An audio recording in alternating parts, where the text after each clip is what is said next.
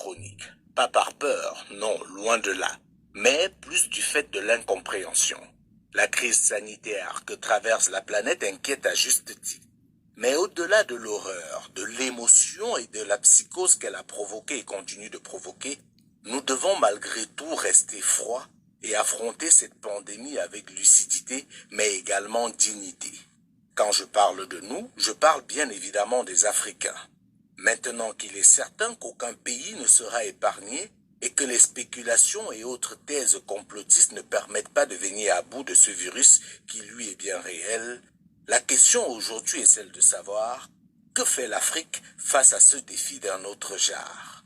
S'il faut d'emblée saluer la réactivité de certains pays africains et même leur sens de l'anticipation, notamment le Sénégal, le Rwanda, le Tchad, le Gabon, pour ne citer que cela, il faut tout de suite dénoncer le manque de concertation et de coopération dans ces différentes démarches.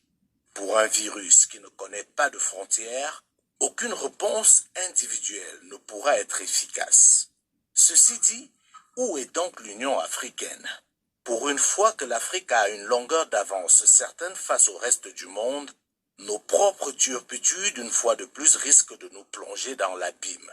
Car, au lieu d'anticiper, de réagir, d'agir, on a l'impression que certains parmi nous attendent attentivement et sagement que la situation se dégrade en Afrique.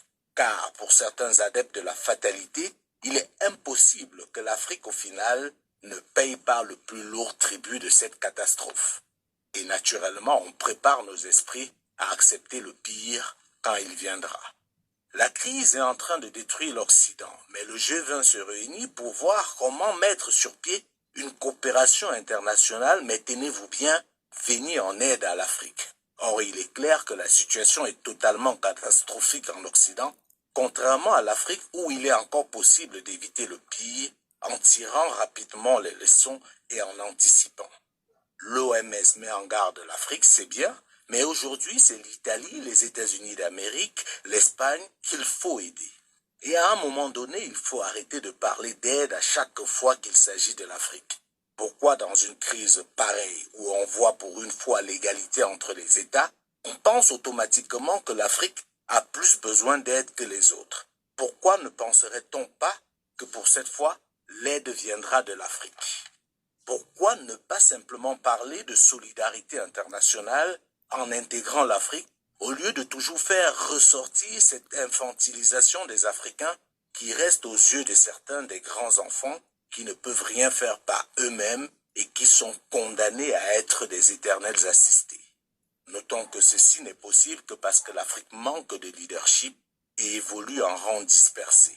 Or, à bien y regarder, c'est à l'Afrique de sauver le monde face à ce défi. Mais hélas, ceux d'entre nous qui croyons en l'Afrique et qui refusons toute forme de complexe sommes encore très peu nombreux pour l'instant. Mais restons optimistes car les choses avancent en Afrique et bien plus vite qu'on ne le dit.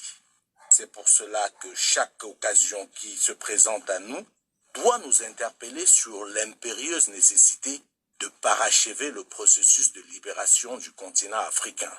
En plus du côté sanitaire, c'est sur le plan économique que cette crise fera le plus de mal. Et c'est à ce moment, je l'espère, que certains Africains comprendront enfin ce que l'on appelle la souveraineté monétaire. Il ne vous a certainement pas échappé le fait que depuis le début de cette crise, les pays occidentaux annoncent des mesures spectaculaires pour sauver leur économie. Les chiffres avancés donnent le tournis. On parle de plus de 2000 milliards de dollars aux États-Unis d'Amérique, de plus de 1000 milliards d'euros au niveau de la Banque centrale européenne, et c'est la même chanson dans les autres pays. La question qui se pose à juste titre est celle de savoir d'où viendra cet argent aussi soudainement. Eh bien, ils vont faire tourner la planche à billets, en se lançant dans la spéculation, car être souverain monétairement sert à ça. En période de crise, on met de côté les principes de l'économie, les spécificités de la gestion de la monnaie, on sauve les meubles et on gérera les dégâts plus tard. Ils l'ont fait pour la crise des subprimes, ils le feront encore plus cette fois. Mais seulement, combien de pays africains peuvent se permettre ce luxe? Ne parlons même pas des pays de la zone franc, car ils ne savent pas de quoi il s'agit.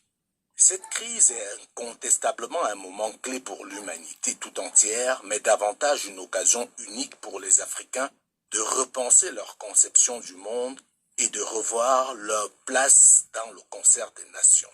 Mais seulement il faudra pour cela tirer toutes les conséquences issues de cette catastrophe qui est très loin d'être à son terme.